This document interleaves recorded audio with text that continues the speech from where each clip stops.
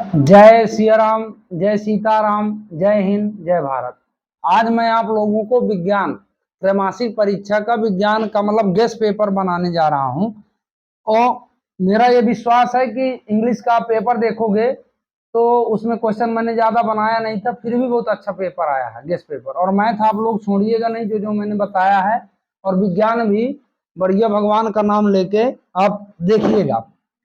तो देखो, सबसे पहले इसमें छोटे छोटे क्वेश्चन क्या है, पाठ 1 से शुद्ध जल का पीएच मान। शुद्ध जल का पीएच मान, इसको याद कर लेना आप। दूसरा जो है ऊष्मा छेपी और ऊष्मा शोषी। देखो, छेपी और ऊष्मा शोषी ऐसा भी दे सकते हो, वो अभिक्रियाएं जिसमें ऊर्जा मुक्त होती है, मतलब ऊर्जा उत्पन्न होती है। तो शोषी होगा कि छेपी, तो छेपी मतलब होता है अवशोषण, मतलब इसमें ऊर्जा का खिंचाव होता है। वो सॉरी, अरे यार, मुक्त होना, मुक्त होगा मतलब ऊर्जा उत्पन्न होगी। और शोषी मतलब होता है सोखना, अवशोषण करना। बस इतनी बात मेरी याद रखना है आप लोग ऑब्जेक्टिव में। और इसमें एक और क्वेश्चन बन सकता है, जल विद्युत अपघटन एक अपघटन अभिक्रिया है, हाइड्रोजन और ऑक्सीजन में निकलने में मोल अनुपात कितना होगा। तो हाइड्रोजन और ऑक्सीजन का मोल अनुपात 1:1, 1:1। सोने और प्लेटिनियम को गलाने वाले अम्ल का नाम एक्वा रेजिया। सोने और, क्वेश्चन आप सुनते जाना, मैं बोलते जाता हूं। सोने और प्लेटिनियम को गलाने वाले धातु का नाम एक्वा रेजिया। एक अभिक्रिया ऐसा दे सकता है कि Fe2O3 plus 2Al gives Al2O3 plus 2Fe। ऐसा पूछ सकता है कि कौन सी अभिक्रियाएं, दो विस्थापन है कि विस्थापन है कि संयोजन है। ये विस्थापन है। क्या है ये? विस्थापन। अब विस्थापन की पहचान क्या है? देखो, ये O3 अभी Fe के साथ था, अब ये O3 जाके Al के साथ चला गया, तो ये विस्थापित हो गया, है ना। विस्थापन अभिक्रिया है। अब जो इसमें मान लीजिए 1 नंबर का क्वेश्चन है, तो जैसे अभिकारकों का आदान प्रदान होता है ना। तो मतलब ये भी दे और ये भी दे, आदान प्रदान, तो ऐसी अभिक्रियाएं क्या कहलाती हैं? द्विविस्थापन। जिसमें अभिकारकों का आदान प्रदान हो, दो विस्थापन कहलाता है। ठीक है। अब इसमें जो है पाप ध्वनि से जलने वाली गैस, ये भी इंपॉर्टेंट क्वेश्चन है। पाप ध्वनि से जलने वाली गैस, से जलने वाली गैस, तो इसका नाम है हाइड्रोजन। क्या नाम है? हाइड्रोजन। ये आपके ऑब्जेक्टिव हो गए, इतने आप ऑब्जेक्टिव तैयार कर लेना, है ना। इसमें 1 नंबर में एक वाक्य में उत्प्रेरक क्या है? उत्प्रेरक क्या है, इसको पढ़ लेना एक वाक्य वाले में, उत्प्रेरक। अब बिना बुझा हुआ चूने का सूत्र, बिना बुझे हुए चूने का सूत्र, है ना। इसलिए बोलता जाता हूं कि आप लोग समझ जाओगे ये। अब ठीक है, तो इतना क्वेश्चन आप ये तैयार कर लेना। अब मेन क्वेश्चन में चलते हैं कि क्वेश्चन आंसर क्या आएगा मेरे हिसाब से। तो सीधी सीधी बात है इसमें। देखो, पहला क्वेश्चन है, वायु में जलाने से पहले पहले रिबन को साफ क्यों किया जाता है? रिबन को साफ क्यों किया जाता है, ऐसा है ना। वायु में जलाने से पहले रिबन को साफ क्यों किया जाता है, ये भी इंपॉर्टेंट क्वेश्चन है एक। इसके बाद लोहे की वस्तुओं को हम पेंट क्यों करते हैं? लोहे की वस्तुओं को हम पेंट क्यों करते हैं? क्यों करते हैं? ठीक है। अब क्रिया दर की इकाई, अवक्रिया दर की इकाई, अवक्रिया दर की इकाई क्या है, ये पढ़ लेना आप लोग। फिर इसके बाद संक्षारण, देखिए संक्षारण में बड़ा क्वेश्चन भी आ सकता है, संक्षारण क्या है और संक्षारण रोकने के उपाय। संक्षारण मतलब लोहे को जंग से बचाने का तरीका, लोहे को जंग से बचाने का तरीका मतलब संक्षारण है, ठीक है। 6P एक और क्वेश्चन है इसमें, विकृत गंधिता, वेरी वेरी इंपॉर्टेंट क्वेश्चन मेरे हिसाब से। गंधिता किसे कहते हैं, तो संक्षारण तथा रोकने के उपाय ये जरूर पढ़ लेना आप लोग, ये पूरा क्वेश्चन आप अच्छे से तैयार कर लेना, ठीक है। उपचयन और अपचयन अवक्रियाएं क्या है, अपचयन अवक्रियाएं क्या है,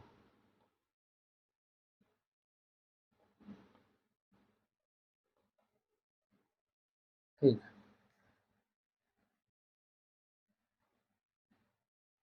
है ना। इसमें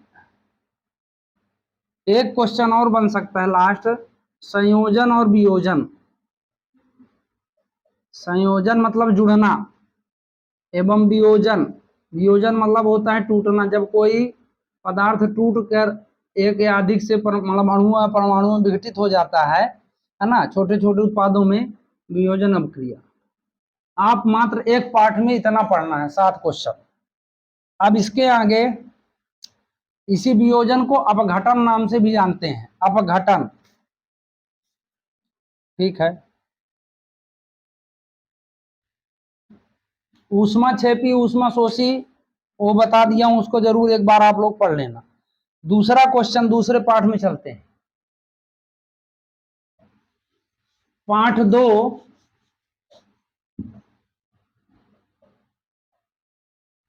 पाठ 2 में सबसे पहले आप पीएच पैमाना, कौन सा क्षारीय है, कितना होता है पीएच मान, तो क्षारीय का मतलब 7 से ऊपर और अम्ल का 7 से नीचे, और 7 हो तो उदासीन, है ना। इसीलिए शुद्ध जल का पीएच मान कितना होता है, 7। 7 न तो जल अम्ल है न क्षार है, ठीक है ना, ये बिल्कुल परिभाषा आपको बता दिया, तो इसका पीएच मान आप याद कर लेना। और जैसे टमाटर में कौन, जैसे इसमें और पूछ सकता है कि लाल लिटमस को नीला कौन करेगा, लिटमस को नीला, मतलब पूरा नहीं लिख रहा हूं क्योंकि बहुत ज्यादा वीडियो जाएगी। लाल लिटमस को नीला कौन कर देता है, तो मतलब क्षार करता है, तो इसका पीएच मान कितना हो सकता है, 7 से ऊपर होगा, जो भी 8 9 10 जो भी दिया रहेगा, ठीक है, इस तरह। और एक आता है नीले लिटमस को लाल कौन कर सकता है, तो अम्ल, है ना, इसका उल्टा भी आ सकता है, ये ध्यान देना। अब इसमें जो है मेरे हिसाब से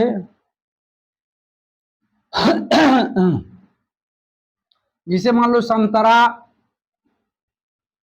इमली और टमाटर में उपस्थित अम्लों के नाम ये याद कर लेना, अम्लों के नाम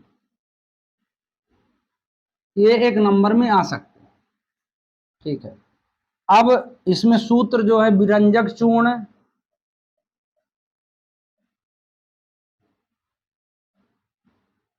plaster of Paris, plaster of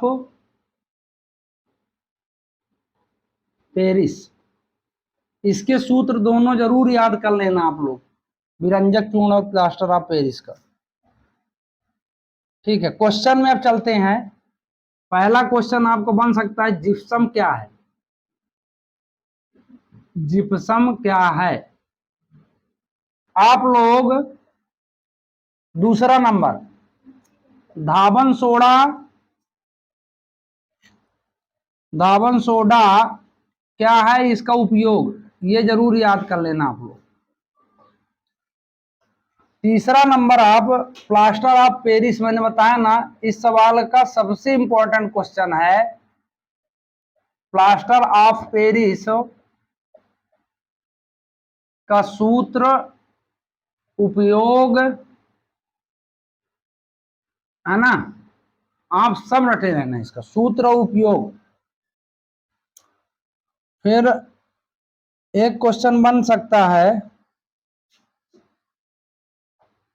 Dhawan soda, है ना,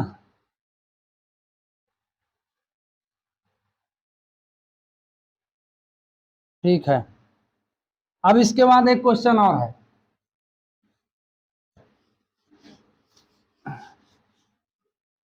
कि प्लास्टर ऑफ पेरिस को आर्द्ररोधी बर्तन में क्यों रखा जाता है। प्लास्टर ऑफ, जो भी हो नंबर, प्लास्टर ऑफ पेरिस को आर्द्ररोधी बर्तन में, रोधी बर्तन में क्यों रखा जाता है, ऐसे डैश डैश करके ये समझ जाओगे अब। इसके बाद एक अवक्रिया है उदासीनीकरण अवक्रिया, किसे कहते हैं। उदासीनीकरण अवक्रिया,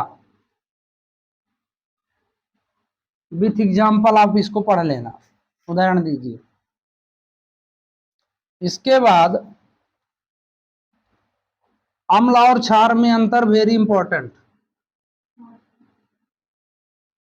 अम्ल एवं क्षार में अंतर, इसको बस, है ना। विरंजक चूर्ण, इनका उपयोग रासायनिक, है ना, धावन सोडा, बेकिंग सोडा, इनका उपयोग जरूर आप लोग पढ़ लेना, ठीक है। तीसरा पाठ, दो दो पाठ इसे आना चाहिए। पर अगर मान लीजिए तीसरा पाठ में आता है तो 2 क्वेश्चन पार्ट 3 में, अगर आएगा नहीं वैसे, सोडियम को केरोसिन में डुबाकर क्यों रखा जाता है। को केरोसिन में डुबाकर क्यों रखा जाता है, क्वेश्चन नंबर 1। और क्वेश्चन नंबर 2, टाइटेनियम को रणनीत धातु क्यों कहते हैं। टाइटेनियम को रणनीत धातु क्यों कहते हैं, रणनीत धातु क्यों कहते हैं, ठीक है।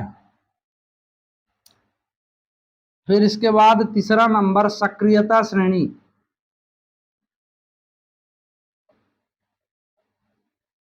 श्रेणी क्या है, ठीक है। और इसमें चौथा वेरी वेरी इंपॉर्टेंट क्वेश्चन, खनिज। दूसरा नंबर अयस्क, तीसरा नंबर गैंग, और चौथा नंबर ध्वनिक। इनकी परिभाषा आप बिल्कुल रट लेना, अगर तीसरे पाठ में पेपर बनता है तो ये मान लो कि 99% आना है,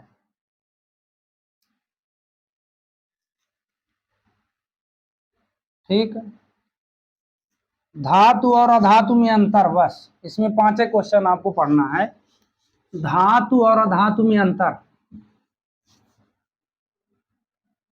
धातु एवं अधातु में अंतर, धातु एवं अधातु में अंतर हो गया, है ना। और एक क्वेश्चन और, आयनिक यौगिकों के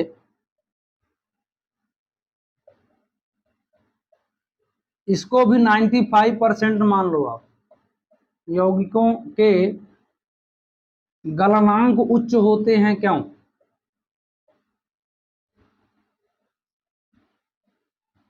उच्च होते हैं क्यों, ठीक है, क्यों, ये क्वेश्चन। अब इसके बाद आपके 2 उससे आएंगे, क्या नाम से, बायो से। तो बायो से, बायो आपका कहां से है, 6 पार्ट से, है ना। जैव प्रक्रम, तो जैव प्रक्रम में, हाँ मोहम्मद, फिर पार्ट 6, इसमें देखो मेन चीज है जल का अवशोषण कहाँ होता है। जल का अवशोषण कहाँ होता है? शरीर में। और बड़ी आंत में होता है। कीट भक्षी सहजीवता के उदाहरण, सहजीवता के एग्जाम्पल। और तीसरा नंबर, कीट भक्षी पौधा,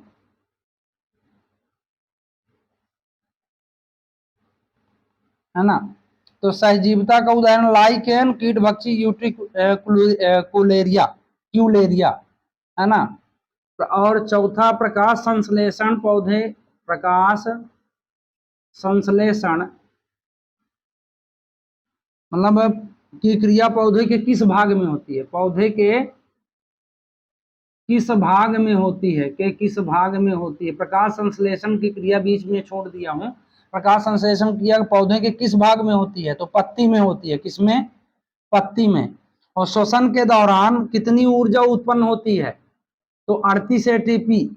श्वसन के दौरान, है ना, ऑक्सी श्वसन के दौरान एक अणु ग्लूकोज से उत्पन्न ऊर्जा कितनी है? 38 एटीपी। ठीक है। अमीबा और पैरामीशियम में श्वसन, अमीबा व पैरामीशियम में श्वसन, ये जान लो आप। इन क्वेश्चनों को अगर तैयार कर लिए तो अर्धवार्षिक की भी तुम्हारी तैयारी आधी हो जाएगी। मतलब ना आधी तो ना होगी, पर 40% मान लो, है ना। अमीबा और पैरामीशियम तो कहाँ से करते हैं? परासरण से। श्वसन कहाँ होता है? परासरण से। ठीक है। ग्रास हापर कीट में श्वसन, ग्रास हापर कीट में श्वसन,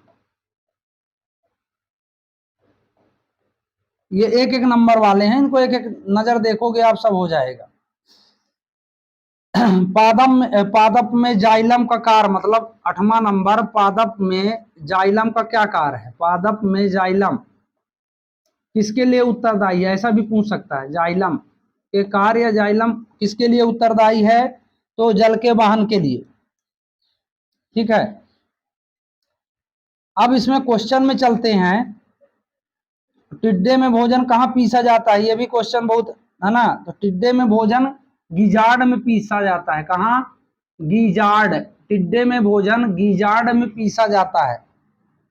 ठीक है। अब इसमें आप जो है सबसे पहला क्वेश्चन इसमें, ठीक है ना, टिड्डे में पोषण का भोजन कहाँ पीसा जाता है? गीजार्ड में। इसको याद कर लेना आप। यह आपका 1 नंबर का क्वेश्चन हो गया। ठीक है। अब इसमें प्रकाश संश्लेषण के लिए आवश्यक कच्ची सामग्री पौधा कहाँ से प्राप्त करता है? प्रश्न नंबर 1, मतलब प्रकाश संश्लेषण के लिए, प्रकाश संश्लेषण के लिए मतलब सामग्री पौधा कहाँ से प्राप्त करता है? पौधा कहाँ से प्राप्त करता है? कहाँ से, है ना, से प्राप्त करता है। ठीक है। फिर इसके बाद इसमें एक क्वेश्चन और है, ग्लूकोज के ऑक्सीकरण से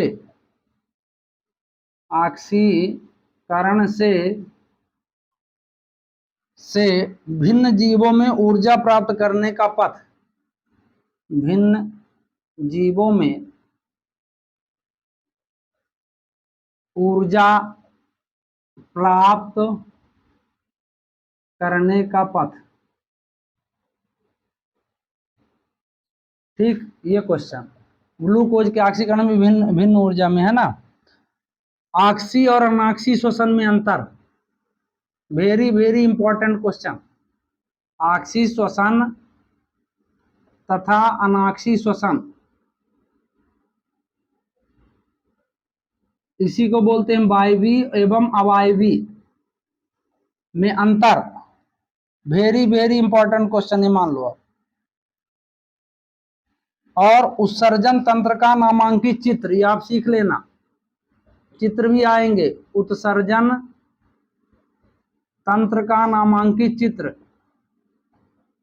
नामांकित चित्र हो गए, चित्र, उत्सर्जन चक्र चित्र बोलेंगे, ठीक है। लसिका और रक्त में अंतर, लसिका और रक्त में अंतर, रक्त में अंतर मतलब ये याद कर लेना आप लोग। फिर इसके बाद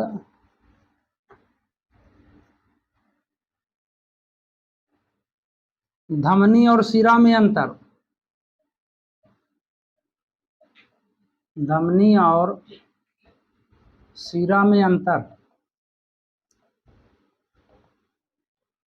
ठीक है। केवस चक्र ग्लाइकोलिसिस, छठवां नंबर, 1 2 3 4 3 4 5 6 ये 7वां, 7 क्वेश्चन आपको पढ़ने हैं। तो ग्लाइकोलिसिस या केवस चक्र, ग्लाइकोलिसिस या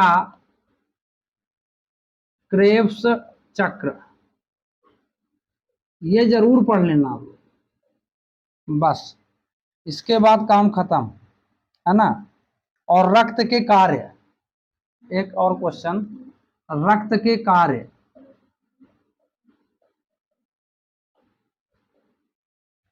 फिर 7 पाठ में आपको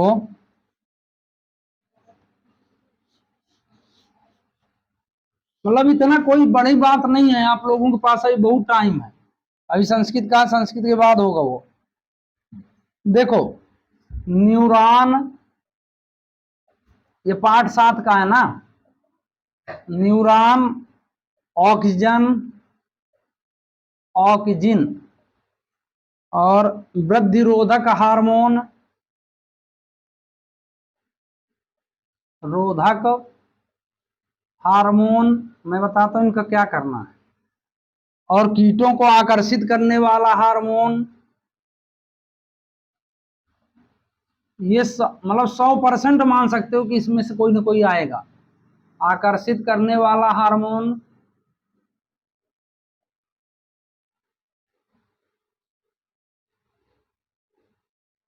हार्मोन, है ना।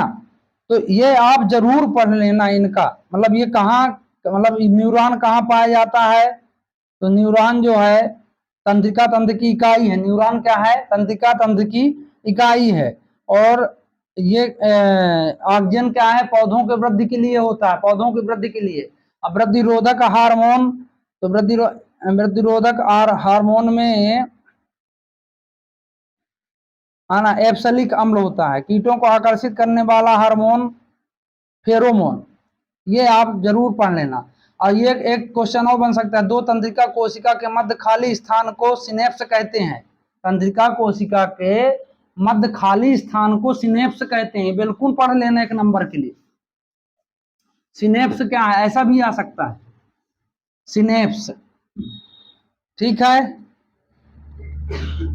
अब मास्टर ग्रंथि क्या है, इसे मास्टर ग्रंथि क्यों कहते हैं, वेरी इंपॉर्टेंट क्वेश्चन। मास्टर ग्रंथि क्या है, ग्रंथि क्या है लिख लेना। और इसे क्यों कहते हैं मास्टर ग्रंथि की, इसे शॉर्ट फॉर्म में लिख रहा हूं, आप समझते जाना, बोलते जाता हूं सुनाई तो देगा। इसे क्यों कहते हैं, है ना, मास्टर ग्रंथि क्या है, इसे मास्टर ग्रंथि क्यों कहते हैं। अब इसके बाद सूत्र युग्मन, दूसरा क्वेश्चन है सूत्र युग्मन। दो पार्ट का मैं बनाए देता हूं, किसे कहते हैं। तीसरा नंबर साइटोकाइनिन के कार्य, सूत्र युग्मन किसे कहते हैं, साइटोकाइनिन के कार्य।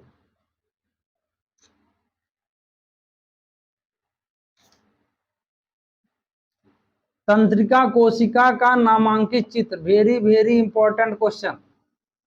तंत्रिका कोशिका का नामांकित चित्र,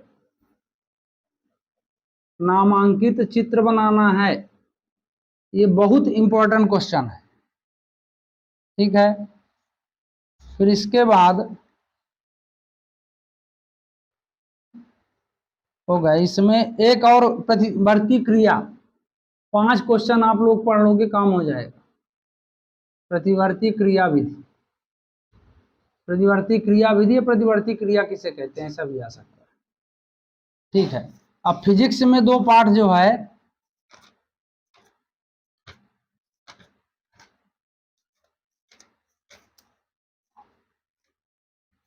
आगे तो नहीं आना चाहिए, 2 पार्ट का मैं बना रहा हूं आपको।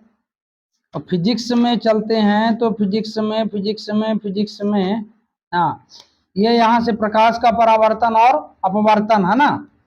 तो देखो इसमें जो है सबसे मेन क्वेश्चन, पहले तो बात ये जानो कि जो पार्ट से संबंधित है, जैसे निकट दृष्टि दोष क्या है ना, इसमें कौन से लेंस का प्रयोग होता है, ये जनरली चीज है, इसको आपको पढ़ना पड़ेगा।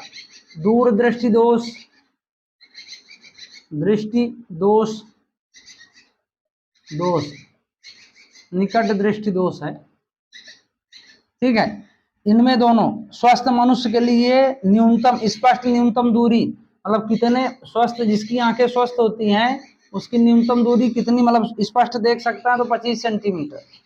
ठीक है, अब दूरदृष्टि को मैं ऐसे बोले देता हूं, आप लोग समझ लेना। दूरदृष्टि को दूर करने के लिए किस लेंस का प्रयोग किया जाता है, तो उत्तल लेंस का।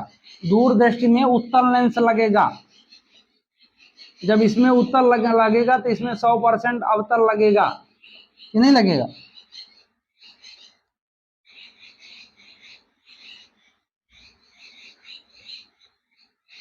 लेंस की क्षमता का एसआई मात्रक, बहुत बढ़िया क्वेश्चन है। लेंस की क्षमता का एसआई मात्रक, डायोप्टर, लेंस की क्षमता का एसआई मात्रक। ठीक है, मानव नेत्र जिस भाग पर किसी वस्तु का प्रतिबिंब बनता है उसे क्या कहते हैं, तो उसको कहते हैं दृष्टिपटल। मानव नेत्र जिस पर किसी वस्तु का प्रतिबिंब बनता हुआ दृष्टिपटल है ना। ऐसे क्वेश्चन आपके में आ सकते हैं। अब इसमें जो है सबसे मेन बात, आगे चलते हैं। जैसे मान लो कि एक बाग के लिए वाहनों की साइड मिरर हेतु, साइड मिरर जो साइड देखते हैं उसमें कौन से दर्पण का प्रयोग होता है, तो उत्तल ही दर्पण का प्रयोग होता है साइड मिरर के लिए। ये समझा देता हूं। दर्पण सूत्र क्या है, दर्पण सूत्र, ठीक है, दर्पण सूत्र आप लोग इसमें पढ़ लेना। दर्पण सूत्र होता है इसे 1/f equal 1/u plus 1/v, ये दर्पण सूत्र है। और एक और इसमें एक नंबर में आ सकता है यू वी एफ में संबंध, यू वी एफ में संबंध। तो संबंध की कोई बात करे तो 1/f बराबर 1/v माइनस 1/u होगा, है ना, माइनस 1/u, ये संबंध है। ठीक है, प्रकाश कर टकरा कर लौटना, ठीक है। अब देखो समझ गए ना, संबंध दर्पण सूत्र जरूर समझ लेना। और साइड मिरर में किसका प्रयोग होता है, लेंस का, है ना, क्षमता वाला डायोप्टर, नहीं 1/f। हाँ, आगे देखो परावर्तन के नियम, वेरी इंपॉर्टेंट क्वेश्चन। अब ये क्वेश्चन की बारी है तो एक एक नंबर हो गए। परावर्तन के नियम क्या है, इसको आप पढ़ेंगे बिल्कुल इस पाठ में। फिर दूसरा क्वेश्चन, गोलीय दर्पण की फोकस दूरी, वेरी वेरी इंपॉर्टेंट क्वेश्चन। गोलीय दर्पण की फोकस दूरी, फोकस दूरी क्या है ना। और वक्रता त्रिज्या और फोकस दूरी में संबंध, वक्रता त्रिज्या और फोकस दूरी में संबंध, ये जरूर पढ़ लेना आप। दूरी में संबंध, ठीक है। इसके आगे सघन लेंस की क्षमता क्या है, इसकी परिभाषा भी आ सकता है। लेंस की क्षमता, क्या? ठीक है।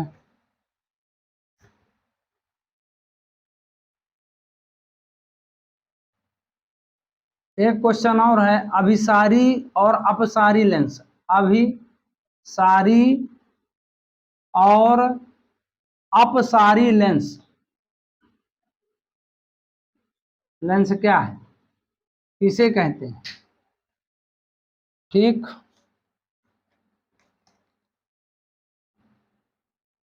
आवर्धन किसे कहते हैं?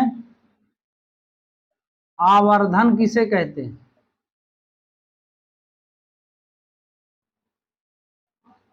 किसे कहते हैं, है ना। परावर्तन के नियम तो हो गए, उसको पढ़ लेना है आप। और एक मेरी तरफ से पढ़ना, अवतल दर्पण और उत्तल दर्पण के उपयोग। अवतल और उत्तल दर्पण के उपयोग।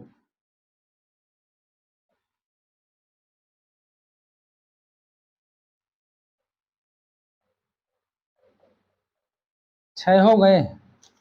और एक और इसमें, नहीं वो तो सब एक एक नंबर वाले हैं, तो उसको तो क्वेश्चन में गिन ही नहीं सकते।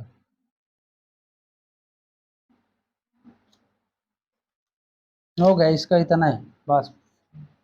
ठीक है, अब इसके आगे वाले पाठ का बस काम खत्म। मानव नेत्र। मानव नेत्र में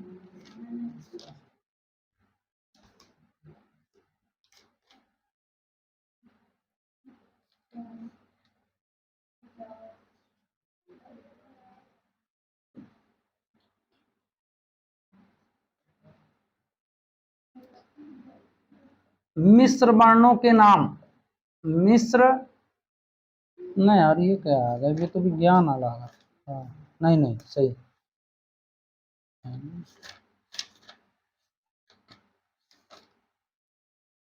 यहाँ एक पार्ट फिजिक्स ये है, तो फिर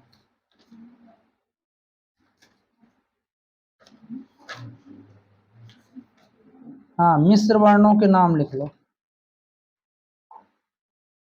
ठीक है।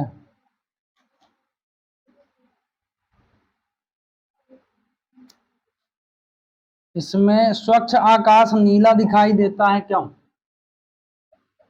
मिश्र वर्णों के नाम। दूसरा, स्वच्छ आकाश नीला दिखाई देता है क्यों? स्वच्छ आकाश नीला दिखाई देता है क्यों? नीला दिखाई देता है क्यों? क्यों देता है ना। और एक और, तारों का टिमटिमाना किस प्रक्रिया का उदाहरण है? यह रात को तारे टिमटिमाते हुए दिखाई देते हैं क्यों? तारे रात में टिमटिमाते हुए, टिमटिमाते हुए तारे रात में टिमटिमाते हुए दिखाई देते हैं क्यों? और यह क्वेश्चन हो सकता है कि तारों का टिमटिमाना किस प्रक्रिया का उदाहरण है ना। निकट दृष्टि दोष और दूर दृष्टि दोष किसे कहते हैं? चौथा क्वेश्चन, निकट दृष्टि दोष और इसका निवारण, दृष्टि तथा दूर दृष्टि दोष। दूर दृष्टि दोष तथा निवारण, मतलब इनका निवारण भी कैसे करना है, ये पढ़ लेना आप लोग। 4 हो गए। और मानव नेत्र का नामांकित चित्र इसमें पढ़ लेना, हो गया। मानव नेत्र का नामांकित चित्र का चित्र, ये क्वेश्चन।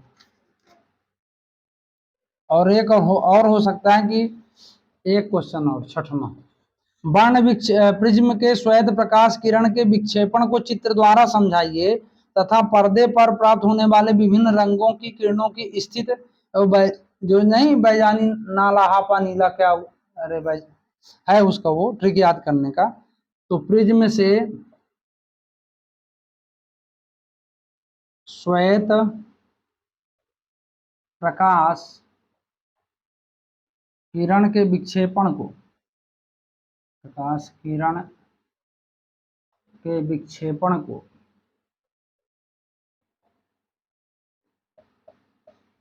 चित्र द्वारा समझाना है ना, तथा रंगों के नाम लिखिए बस।